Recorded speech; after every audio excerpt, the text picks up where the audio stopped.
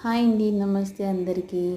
లైఫ్లో కష్టాలు ఎంత కామనో దాని తర్వాత నెక్స్ట్ సుఖాలు కూడా అలాగే వస్తుందని చెప్పేసి చాలామంది నమ్ముతారు.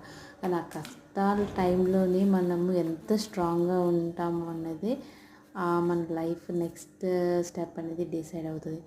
కానీ నాకైతే నేను ఫేస్ చేస్తున్న వీటిలో అయితే నాకు ఇంతమంది మనుషుల్ని చూసి, అంటే ఇన్ని రకాల మనుషులు ఎంత నెగిటివ్గా మాట్లాడితే ఎలా ఉంటుందని నేను ఇప్పటివరకు ఫేస్ చేయలేదన్నమాట. సో ఇంతమంది జనాలు మన ఎదురుగా ఒకలాగా, మన తర్వాత మనల్ని టార్గెట్ చేస్తూ మాట్లాడే మాటలు, మనల్ని బుక్ చేసి ఇది చేసే మాటలు చాలా, అంటే చాలా వాళ్ళకి ఎందుకు అర్థం కాదు.